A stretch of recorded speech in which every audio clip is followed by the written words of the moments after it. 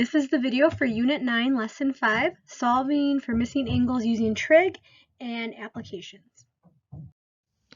In the previous video, we looked at using our trig ratio, sine, cosine, and tangent to find a missing side for a right triangle using trig. In this video, we're going to look at how do we use the inverse ratios to solve for a missing angle. Right, so how do we undo the process to find what the angle is? So the steps look very similar. So we label our diagram, we determine our ratio we're going to use. We use sine, cosine, and tangent. The only difference is we're going to use what's called an inverse. So we're going to use our calculator to have our calculator find a missing angle for us. So for our example, this problem says find the measure of A. So in this case, we don't know what angle A is. We know it's angle A, but we don't know how many degrees that it is. So what we're going to do is the same thing that we did with our sides. So I'm going to write SOHCAHTOA above it. And we're first going to label everything in relation to the angle we're trying to find. You can call it X if you want. I'm going to keep it as A for this example, but we can call it whatever we like. So in relation to angle A, 27 is the hypotenuse. If I, again, trace my angle, you can see that I have my adjacent and my opposite. The 18 and the 27 are my opposite and hypotenuse, so you can see you're going to use sine. And so I have this ratio of sine of some angle A is 18 over 27. If I want to reduce that, I can, but we're going to go ahead now and use our calculator to solve that out. So now that we have this ratio, what we have to do is use an inverse. So we have to look up in our calculator the sine of what angle is 18 over 27, or 2/3 is what that would reduce out to be. So we have to use our inverse here. So I'm going to look up in my calculator the sine of what angle is 18 over 27. In our calculator, what we do is instead of hitting just regular sine, you would hit second and sine. So that generates the inverse, and then 18 divided by 27, and then you would close the parenthesis. You can see our calculator gave us an answer of 41.81. So if I was to round this to the nearest degree, the measure of angle A is actually about 42 degrees. So that's what this means here. So if I did nearest degree, that would be 42 degrees. If I had to find B, I can do the same process with a different ratio, but we know that the triangle adds up to 180. So if I subtracted, I would get my other angle to be 48 degrees if I wanted to find that angle too. For example, 1 and 2, we're basically doing the same thing. So the first one's asking for what's the measure of angle A. And then we're also going to find the measure of angle B as well. So if I start with A and label everything out, I have an opposite and an adjacent. So my trig ratio I'm going to use is tangent. So the tangent of angle A is 14 over 15. Again, I'm not dividing by tangent or anything. I have to use my inverse. So in my calculator, I would do second and tangent of 14 over 15, and to the nearest degree, that would give me angle A. So when I do that, I actually would get the measure of angle A is going to be 43 degrees.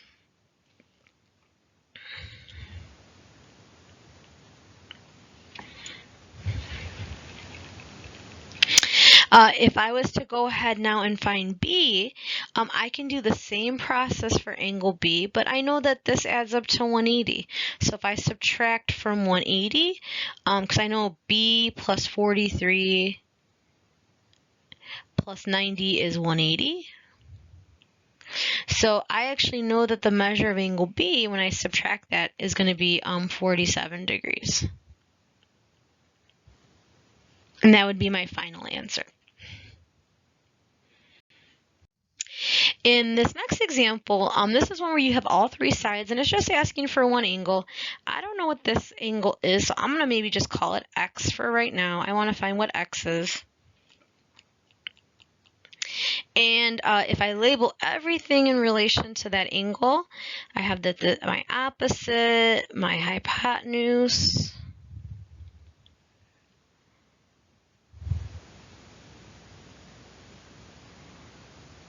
and then this is my adjacent.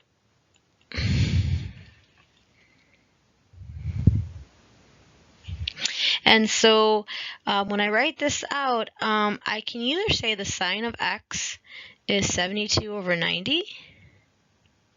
I could say the cosine of x is 54 over 90.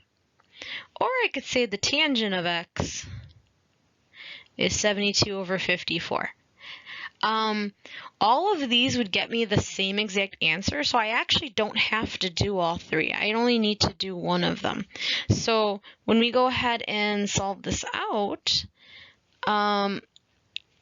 we basically are just going to do so second in sine, or second in cosine, or second in tangent. Let's say I do second tan because I haven't done that one yet. Oh no, I did second tan. Let's say I do cosine.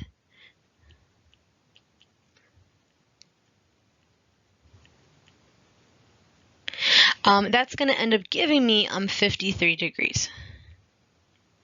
So it doesn't matter which of these we use, all of them are going to get me 53 degrees.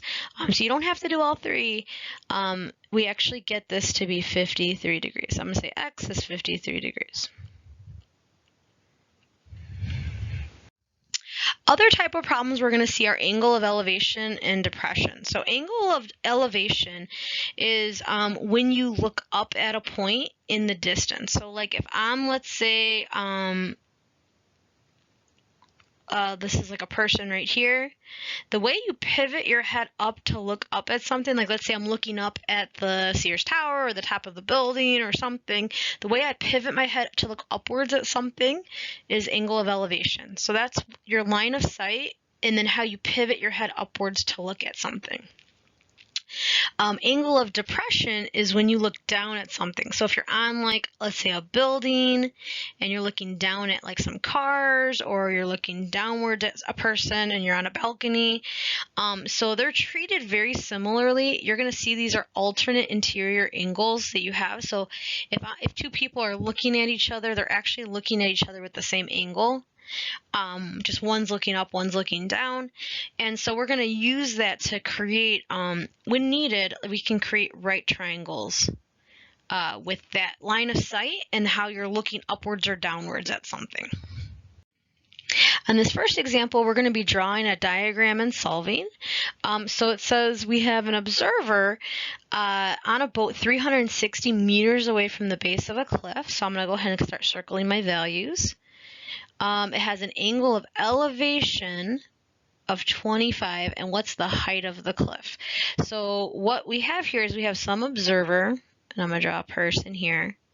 We're assuming that they're, if it's a boat, it's kind of on a straight line, and it's looking at there's a certain distance from a base of a cliff. Let's say this is the cliff.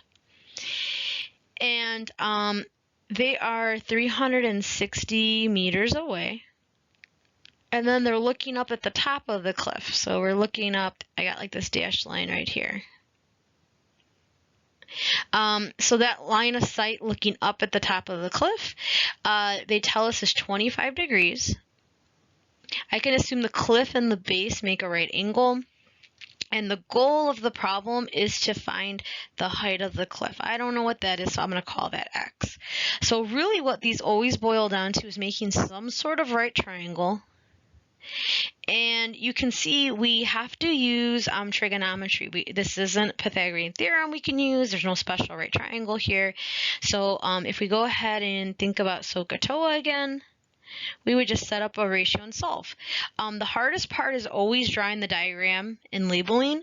So that's the one you want to be real careful. Your right triangles look like a right triangle. You have your values, all the values from the problem. Notice I labeled in here. You don't have to draw the stick figure or anything like that, but you do need all your values and labels in there. So we have that this is my opposite, this is my adjacent to the angle.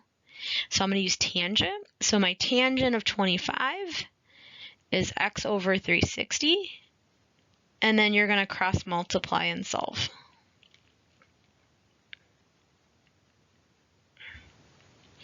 And so when we solve that out, we're going to get that to be 167.87 meters. So that's how tall the cliff is.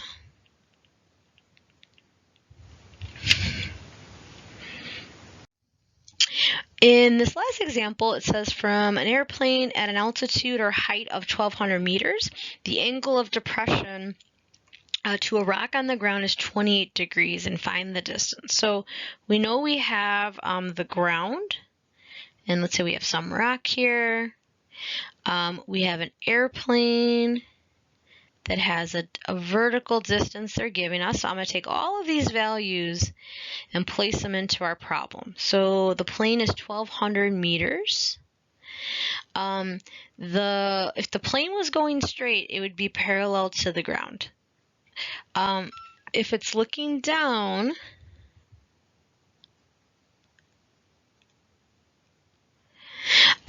it's actually, this is 28 degrees.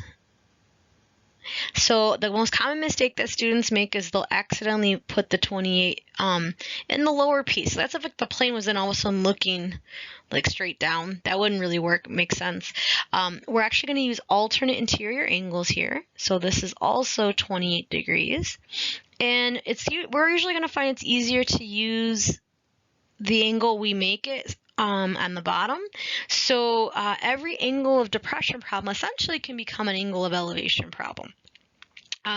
Now the last part says then the angle of depression is 28. The distance the airplane is from the rock, that's going to be your hypotenuse.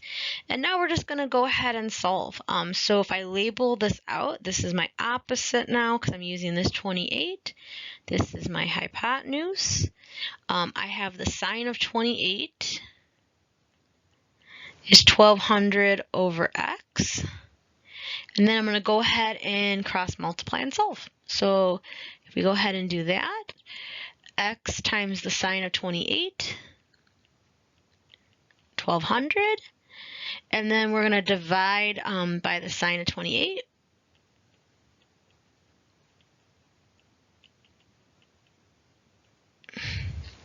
And so we get that length to be 2,256.87 meters,